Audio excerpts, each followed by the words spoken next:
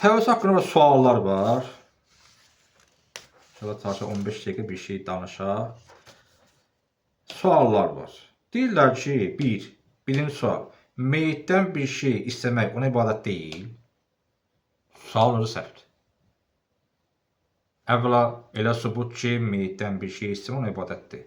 Kim meyitdən bir şey istəyir, o ibadət eləyir. Peyğəmbər baxın, deyir ki, Allah sana verəcəm Peyğəmbərimin xatirinə. Peyğəmbər o Peyğəmbər ibadət eləyir. Olan fikrində sağ insandan yerinə yetirə biləcəyi işi görməsini istəməsi düzdür. Bir də ibadət deyil. Adam var ki, dirikən diriyə ibadət eləyir. Cavab deyirsən hamısına ki, diridən bir şey istəyən adam o diriyə məbud kimi baxmır. Necə ibadət deyil? Bəlkə bəzi baxır abid kimi, ona baxırlar ibadətlərin bir tərəf kimi. Lakin dünyasını dəyişmiş şəxsdən bir şey istəmək imkanı olmayan başqa bir deyirlər ki, diri vaxtı imkanı var idi, öləndə yox idi. Diri vaxtı Allah kimi baxmırsan, öləndən sonra Allah kimi baxırsan, bu işdir. Cümlələr səhvdir, ümumiyyətlə. Əvvələn sual vermiş ki, har yazıb ki, diri vaxtı olar, ölü vaxtı olmaz. İkinci, ölü dili nə ilə ölçülür? Üçüncü, diri vaxtında şirk olar, öləndə olmaz. Dördüncü, diri vaxtı kimdən sənəsə istəməlilik? Kim garanti verir ki, istədiyi tərəfi Allah kimi bilmir? Beşinci, nəyə əsasən sübutlaya bilərsən ki, ölmüş insanın bir şey istəməsi ilə ölmüş insana Allah bilir deyə ona ibadət eləyir. 5 dəfə sual. Cavab var. Bu ibadət sayılır, öyle ibadətdir. İbadət sən deməlidir. Yəni, sən onu Allah bilirsən. Kim öyle ibadət eləyir? Hansı müsəlman? Mən sən bunu atsan böhtan. Və bu da şirkdir. Sən gəl o sübut elə ki, ölüdən bir nəfərin istəməliyi sübut olunub ki, bana ibadət eləyir. Suallar verdiyi tərəfə 5-6 sual saydıqda, yəni nə kimi sübutun var ki, bir diri ölünün qəbrinə gedəndə ona Allah kimi baxır. Ondan soruşduğun heç. Soruşmadan niyə onun haqqında bədbinlik eləyirsən? Bu böhtan deyil.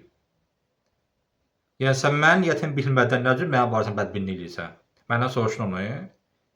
Yəni bu nə cür müsəlmançılıqdır ki, sən bir nəfərin bilmirsən niyyəti nədir, amma ona damğana vurursan.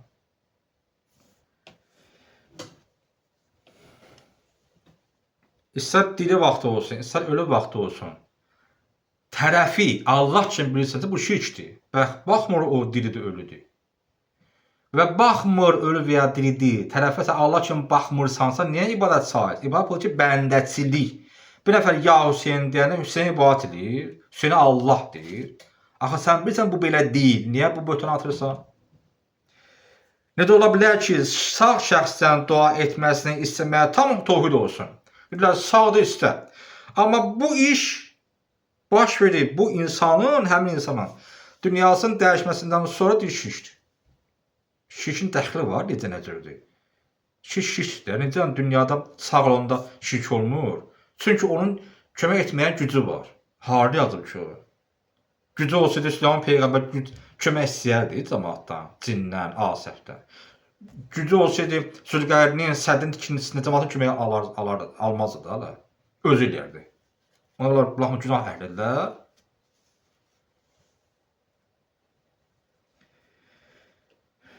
Heç vaxt, heç tohid əhli həyata olmaq və ölməyin tohid ilə şirkin meyarı təqdim etməyib.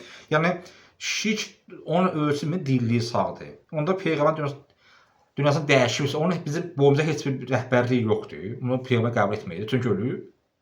Yəni, risalət cisimlə ölçülür, şəxsiyyətin kimliyi. Necə olur ki, bir nəfər sən atava, anava diri vaxtı hörmət eləyir, sənə xoş təsir eləyir. Həmin atanın dünyasını dəyişəndən sonra həmin o hörmətləyən şəxs sənə atan anava hörmətsizlik etsə niyə xoşun gəlmir ki? Hörmətsizlik eləyir ha, niyə xoşun gəlmir? Demirsən öldü, heç nə eşitmir, bilmir, heç eləmir.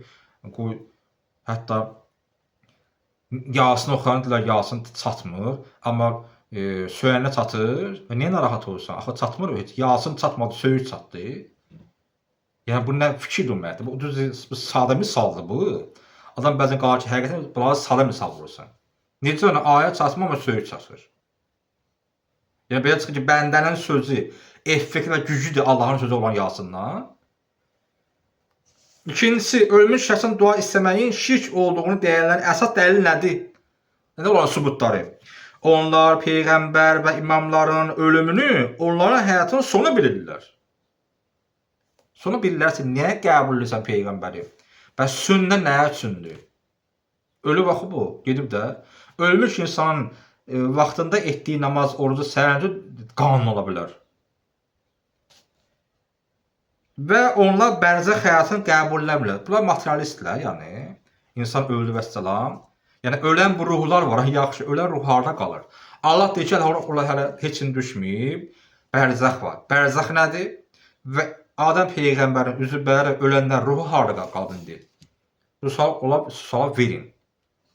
Özü alaşırmın ki, ancaq söz sual versin. Yox, siz sual verin onlara. Dövrün xəlifəsi Peyğəmbərin əmrisi Abbası özü ilə Allah arasında vasitəçi bilib Ömər ki, Allah ona xatir başqanı rəhm etsin və yağış yağdırsın. Yox, bu soxmadım, hə. Bu oxuduq. Dedi, bərzəx, bu səhvəni deyir. Belə çevirəmişdir, baxmıram. Bərzəx aləm dediyi var və bu ruhlar harada qalırlar? Necə ruhlar, yəni bərzəx yoxdursa, ruhlar yəni yatırlar, heç nə istəmirlər. Nə bilim bu, yoxa çıxırlar, qiyamətdə ortaya çıxacaqlar. Nə yəni? Yaxşı, bərzəxə qəbul etmirsiniz. Yaxşı, ölən şəxslər ruhları haradadır? Üçüncüsü, hər hansı bir dua və istək o vaxt şirk olur ki, insan bir şey istədiyi kəsin Allahlığını qəbul etsin. Çünki ay Hüseyin, ay Xanım Zəhra, sən Allahsın, bu belə şey olar. Bu kimdirsə təbii ki, müşrikdir. Bu hamı bilir də. Tövhidin əksi nədir? Kim onu Allah bilir? Suala cavab versinlər. Kim? Vasitəsi Allah bilir. Bir dəfə tərəfi Allah bilmədiyi halda sən niyə böhtan atırsan ona? Yəni nə niyyət, nə maraqla, heç araşdırmadan.